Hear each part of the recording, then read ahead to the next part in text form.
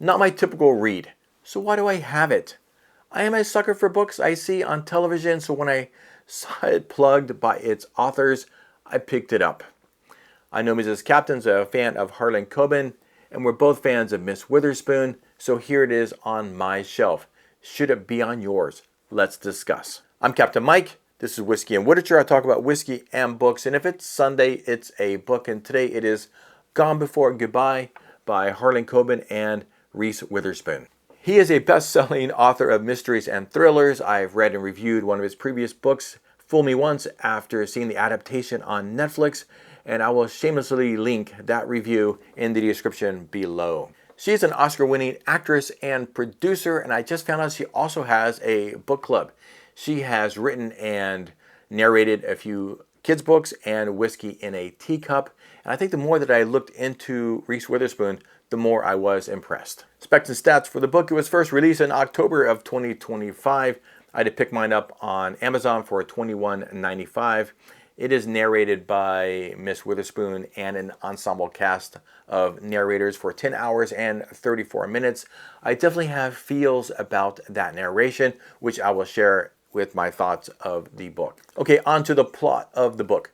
We have Maggie, an army surgeon who's lost her license due to pills, who talks to an AI replica of her dead husband Mark, which was designed by her savant sister. Her old professor, who now runs an exclusive cosmetic surgery clinic, connects her to a Russian oligarch to do an illicit surgeries, including a facial reconstructive surgery for himself and bigger boobs for his girlfriend. Maggie gets James Bonded to a palace in the middle of a Russian forest, goes to a ball, sees the Mona Lisa, and performs the required surgeries, and sees that the girlfriend has the exact same unique tattoo that her dead husband had. The oligarch, he disappears right after the surgery, and everyone in the palace decides to kill Maggie when she decides she doesn't want to be thrown out of a helicopter into an abandoned mine.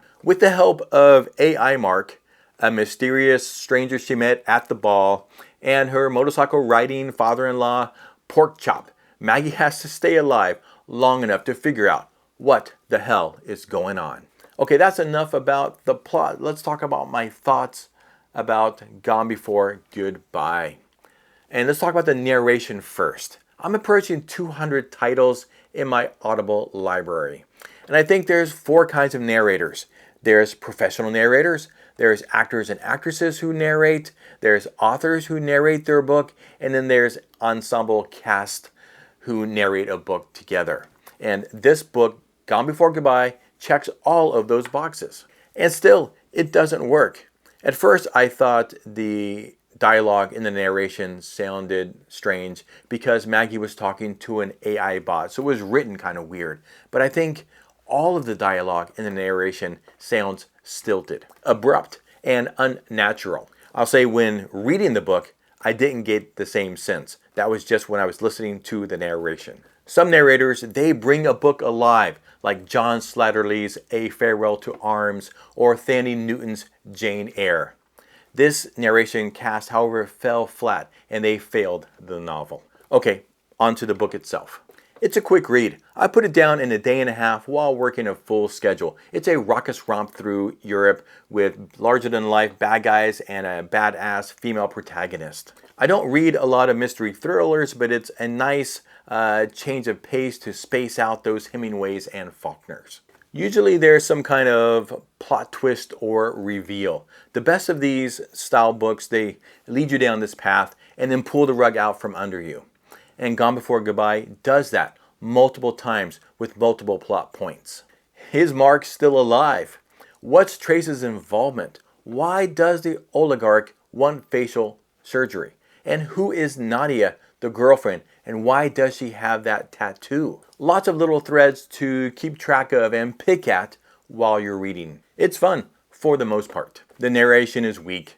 The dialogue is forced at times. The action, it is chaotic. And I don't mind characters being cliches. I mean, if you're going to have a Russian oligarch, you're going to have a blockhead bodyguard. The only character that I really didn't like was Porkchop. He just seemed out of place and unnecessary. It seemed like, everyone was showing up to the ball in a Bugatti in a tuxedo, and Porkchop rolls in on his Indian or whatever wearing his patches. I do think Gone Before Goodbye is a little overly complex for this style of book. Now, I did enjoy and learn a few things while I was reading this, including that the 1911 Mona Lisa heist was real. It did happen, and that was interesting to do some research and learn about that real history after reading Gone Before Goodbye. Also, Eric Hoffer, he's an American philosopher. I'd never heard of him, but he has a great quote that I, as an ex-Mormon, really enjoyed from this book. As I was reading it, it was talking about causes, but in my mind, again, being an ex-Mormon, I was like, religion instead of a cause. If you know, you know. I think this would be a great book to take on a cruise or on a vacation. You read a bit on the plane, you read a bit on the beach, or on the deck of the ship. This is not really my thing, but I think a few of these a year would spice up things in between the good stuff. But if mysteries or thrillers are your thing, I think that you should give Gone Before Goodbye a go. Just skip the narration and turn the pages.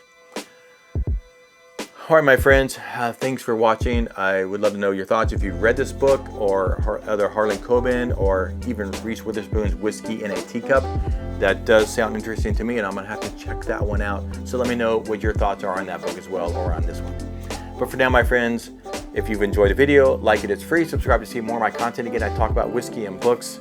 But for now, I hope you're reading something good, drinking something great, and wearing a damn hat. Cheers.